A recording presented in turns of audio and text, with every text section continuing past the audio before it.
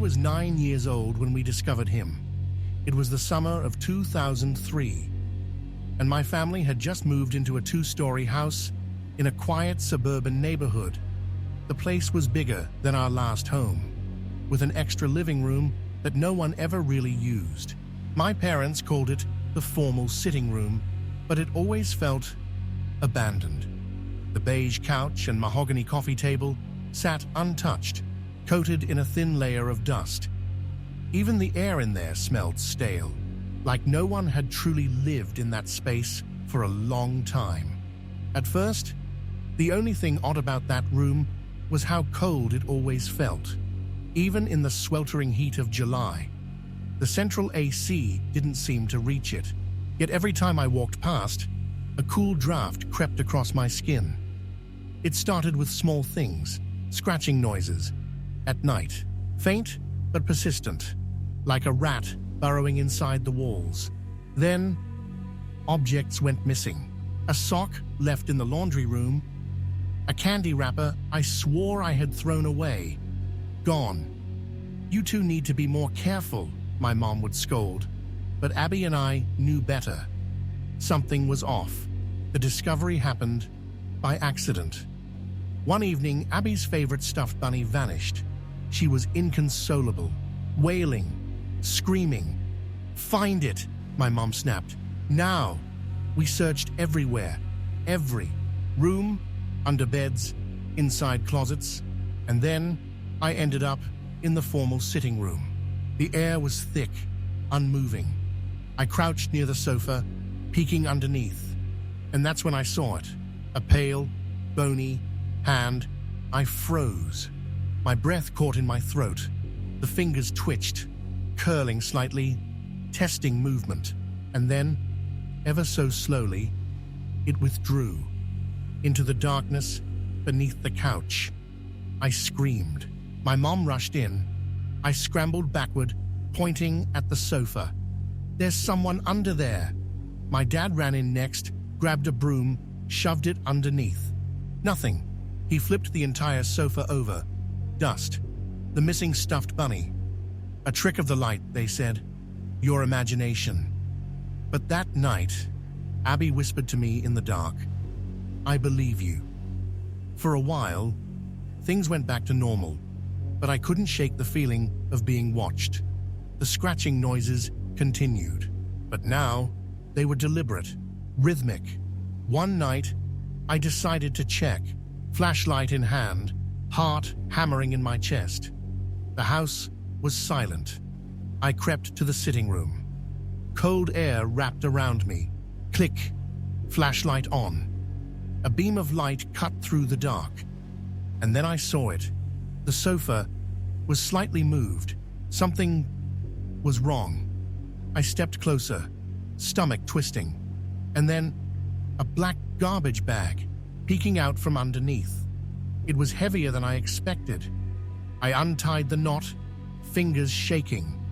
The smell hit me first. Rotten, pungent, like spoiled meat left in the sun. I gagged, dropping the bag, but something inside shifted. I forced myself to look.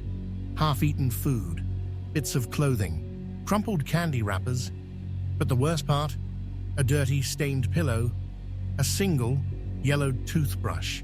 Someone had been living here. Then, a sound. Shuffling. Behind me. I spun. Flashlight whipping across the room. Darkness. The space behind the sofa. Gaped empty, but I wasn't alone. A floorboard creaked. From the hallway, I ran, tearing up the stairs. Threw myself into my parents' room. Could barely form words.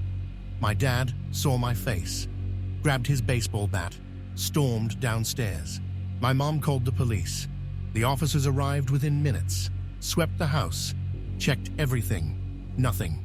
No signs of forced entry. No crawl spaces. No hidden doors.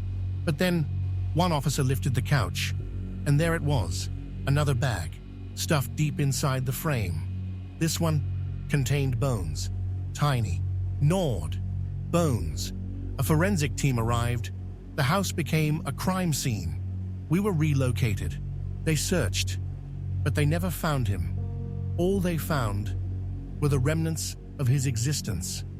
Shredded blankets, rotting food, a journal, pages filled with incoherent scribbles, and one final entry, scrawled in shaky hands. They don't see me, but I see them, always watching, always waiting. We moved out the following week. Even now, years later, I can't sit on a sofa without checking underneath first, because sometimes, when the house is quiet and the air feels just a little too cold, I swear I hear it again, the scratching.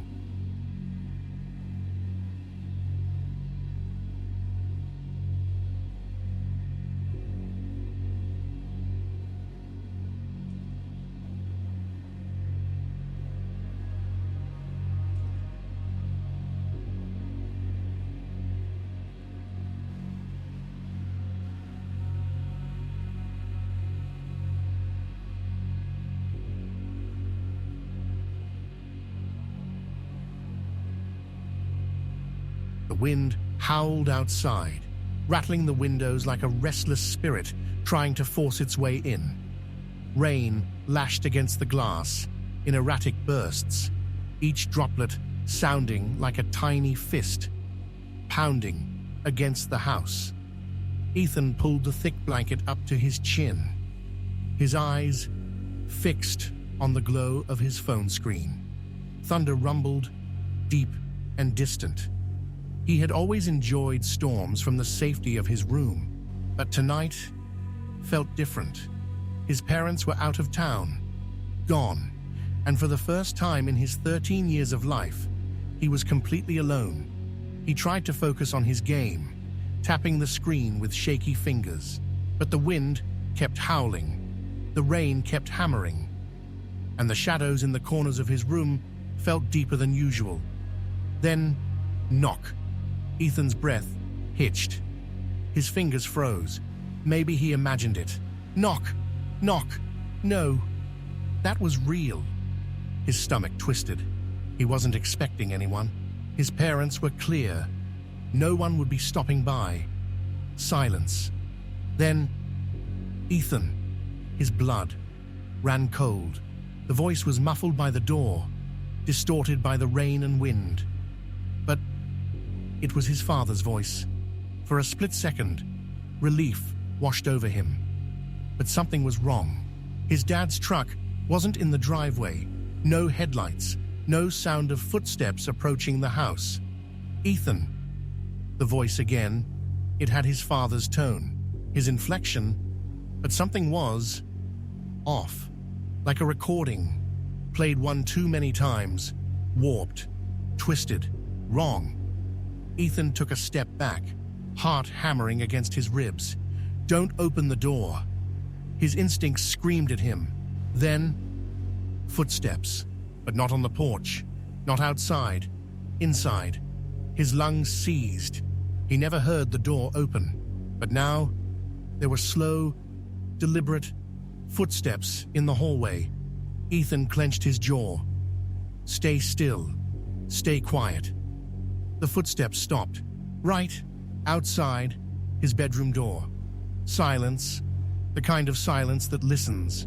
Ethan buried himself under the covers. Don't move, don't breathe, don't let it know you're awake. A second passed, then another.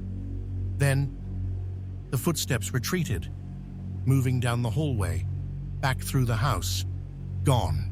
Ethan stayed frozen, muscles locked, eyes squeezed shut. It's still there. It's just waiting. But eventually, exhaustion won. His body went limp. His mind slipped into the oblivion of sleep. Morning. Sunlight streamed through the window. The storm had passed. The house was quiet. Everything looked normal. But Ethan knew better. He forced himself out of bed, feet padding softly across the wooden floor. He made his way to the front door, just to make sure it was still locked. His fingers hovered over the doorknob. But then, he saw it. His breath caught. Number wet footprints. leading from the front door all the way to his bedroom.